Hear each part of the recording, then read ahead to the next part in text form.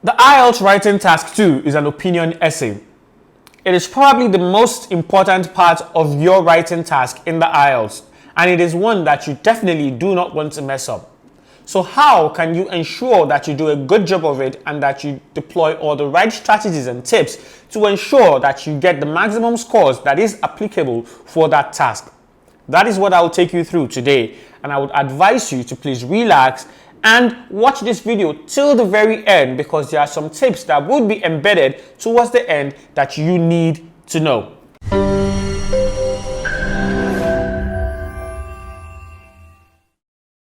For the IELTS writing task 2, there are different types of questions that could be given, and these will be dealt with at a later time in a later video.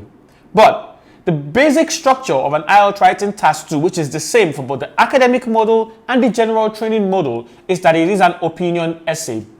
Here, you will be given a question that has a concept or a topic or an issue embedded in it, and you will be asked your opinion on it, or you will be asked to support or dispute a particular claim or a particular view. Or you could be asked to discuss both views, to discuss two opposing views, and then give your own opinion. You could also be asked to examine a problem and also propose solutions. You could also be asked to examine a concept for the causes of the problem and also to outline the effects that it has. You could also be asked to look at a concept or to look at an issue and looking at the advantages and the disadvantages. There are various ways that the essays can come in, but the underlying principle is that in every essay, your opinion is the most important thing that is required. There are no correct answers in the IELTS writing task 2.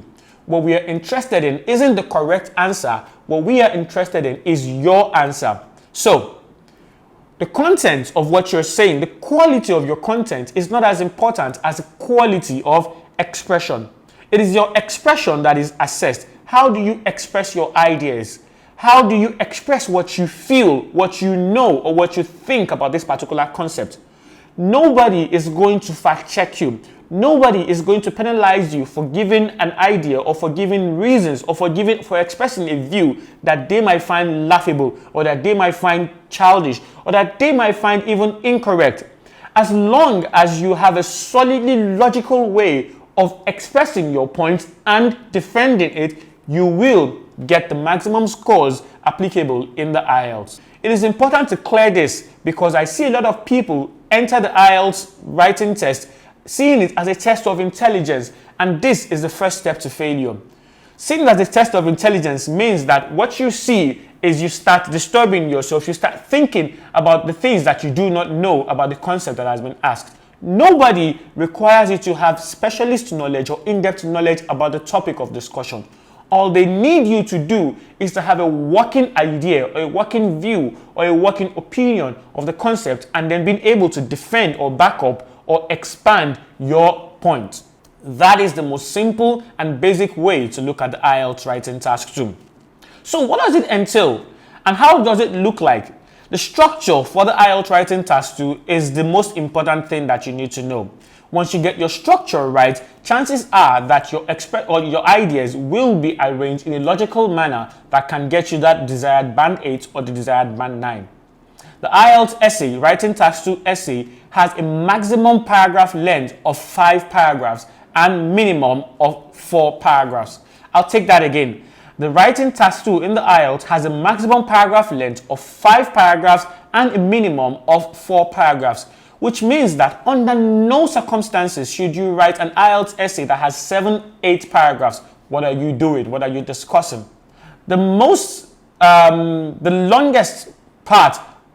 type of question in the IELTS writing task 2 that could require you to write a 5-paragraph essay are questions that ask you to discuss both views and give your own opinion.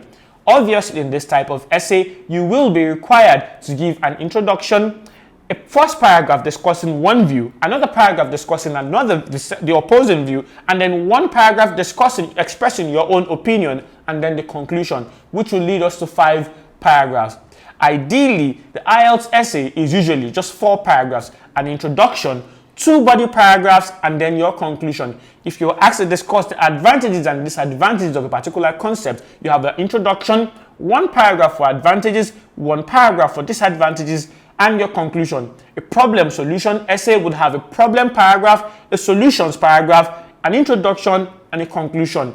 A cause and effect essay would also have a cause paragraph, an effects paragraph, an introduction, and a conclusion.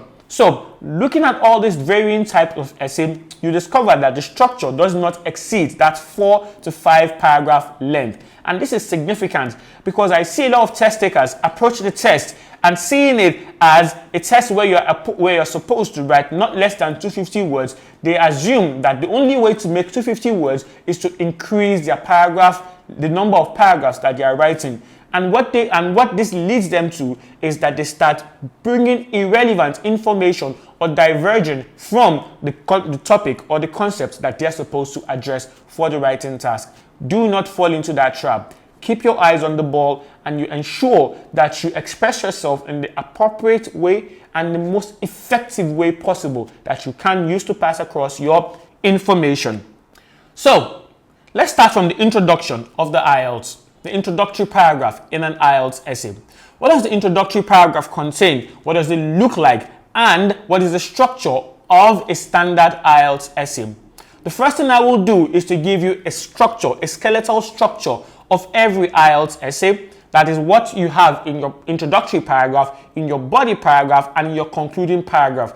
And this skeletal structure is applicable to any type of question that you can get, be it a problem solution, an advantage, disadvantage, a cause and effect, or even an essay that asks you to either disagree or just agree with a particular claim or a particular view. This particular skeletal structure works for all those types of essays.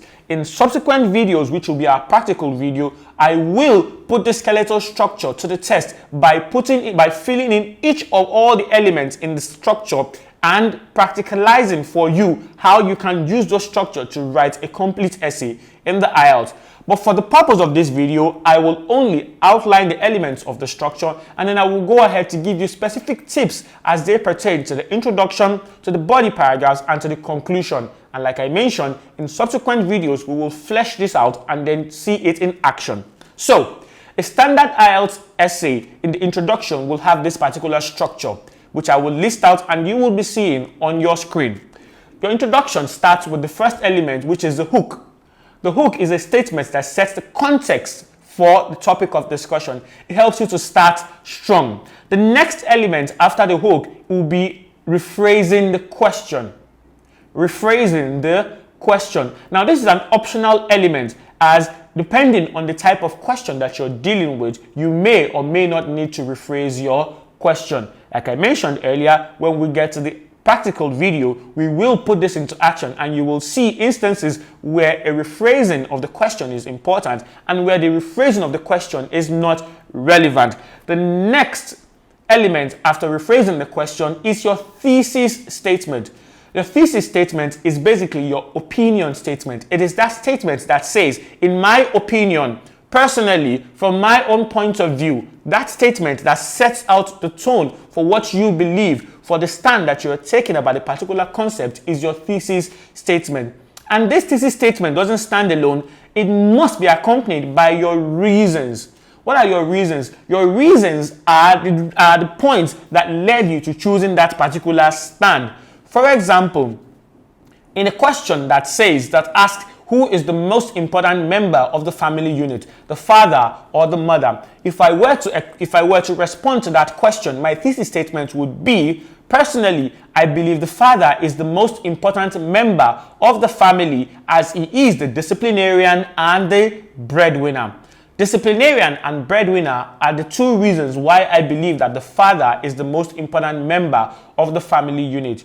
Your thesis statement follows that format. You express your view or your opinion and you back it up with the reasons why you are choosing that particular stand. This is an essential and integral part of your introduction, and failure to put this in your introduction definitely will water down the quality of your writing. The next element after your thesis statement is what we call the outline or your structure statement. This is a statement that sets that describes how you intend to address the question, how you intend to structure your writing. In this statement, you have something that you have, for example, you could have a statement that says, in this essay, I will discuss the benefits and the demerits of this particular concept and also back it up with examples to illustrate my points. That clearly shows the examiner that the structure for this essay would be a benefits and demerits, or an advantage and disadvantage paragraph. In this essay, I will look at the problems and also prefer solutions to it. This clearly tells the examiner how you intend to approach that question. The outline or structure statement may not be a compulsory part of your introduction, but it's an essential part, as it allows the examiner to have a clear path of how you intend to present your information. Remember, it is a test of communication, and what you want to do is to make your communication as effective and as easy to absorb as possible for the examiner.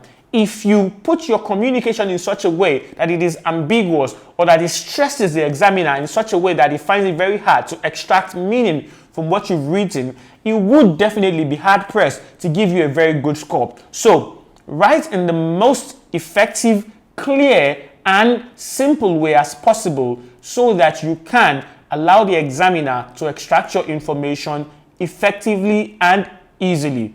Doing this will set you up for success in the writing section of the IELTS. Moving on, the body paragraph. A typical body paragraph in the writing task, in the task 2 of the writing section of the IELTS, follows this format. It starts with a topic sentence. Your topic sentence is basically the most important sentence in the paragraphs that carries the weight of the information or the message in the paragraph. It is what the whole paragraph is all about. It is what the paragraph is discussing. So your paragraph, your body paragraph starts with the topic sentence because you want to put your best foot forward. You want to put the reason why you are writing that paragraph as the first thing that the examiner would see. This allows the examiner to easily skim through your writing if they intend not to read in depth. So your body paragraph also contains just what? Your connective and your point. What do I mean by that? Of course, if you're starting a paragraph in the IELTS, you definitely want to start with a cohesive device or a connecting word to show that your essay has cohesion. So my first paragraph in the IELTS would probably start with a sentence like, to begin with, or firstly. And if I put this, that is my connective. What if I put this, I will now put the points that I'm going to discuss in that paragraph. So, for example, when I mentioned earlier that I personally believe that the father is the most important member of the family unit because he's the disciplinarian and the breadwinner. This obviously shows that in that essay, the 2 points that I will be developing for choosing the stand where I chose a father over the mother would be disciplinarian and breadwinner. Subsequently, the first sentence in my first body paragraph would be, to begin with, the most important reason why fathers are more important than mothers is because they are breadwinners. What you have there is my connective and my point, making up my topic sentence. To begin with, the most important reason why fathers are special than mothers is because they are breadwinners. Full stop.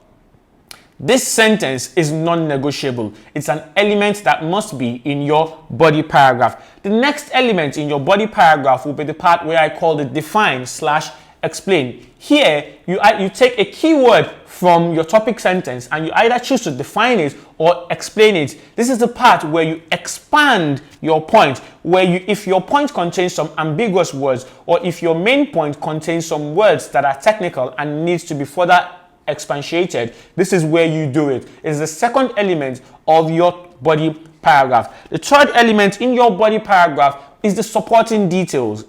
Supporting details are compulsory. They are essential for your essay because the question clearly states that you should provide reasons for your answer and also give examples drawn from your knowledge or experience to illustrate or to back them up. If you write an essay and you do not expand your points by giving examples drawn from your knowledge or from your experience, you cannot get that band 9 that you so desire. So your supporting detail can either be a fact, that is embedded, that has some statistics or numbers embedded in it, or it could be a memory from either your past or from an experience narrated to you by someone that you know. The last important element, or the last element in your body paragraph, is what I call the tie back. The tie back is simply a statement that ties everything that you said in that paragraph to the topic sentence that you mentioned at the beginning of the paragraph. For example, if I've written an essay where my body paragraph, my body paragraph is all about the father being the breadwinner, and I have defined what the breadwinner is or explained the concept of a breadwinner, and I've also given supporting detail, maybe by giving a fact from a survey drawn for why fathers are breadwinners, or how in most families fathers are the breadwinners. My tie back will be a sentence that goes thus: this simply shows that fathers are important because they provide for the family. What this does is that it significantly ties up the whole essay, the whole paragraph, as a single unit, and it's an important part of your paragraph because it allows you to move smoothly to the next point that you're trying to make, and also re-emphasizes the point that you're making in that paragraph. For your conclusion paragraph or your concluding paragraph, the structure is very easy. In fact, your conclusion is the shortest and the easiest part of your essay, as you're not introducing any new points in your conclusion. You're only restating or rephrasing the things or summarizing the things that you've mentioned before, and also ending on a very strong point. So for your concluding paragraph, you start, the first element would be a summary or a rephrasing of your thesis and your reasons. This is very, very important. So you start with a connective word that maybe says that to sum it all up, or finally, or in conclusion, and then you summarize your thesis with the reasons that you've given to back it up. And then after you do that, you can either end by giving a recommendation, making a prediction, or you can either end by using a rhetorical question. These three elements are easy ways to end your essay on a very strong note, and we will be practicalizing them when we get to the video where we actually take up an actual writing question for the IELTS.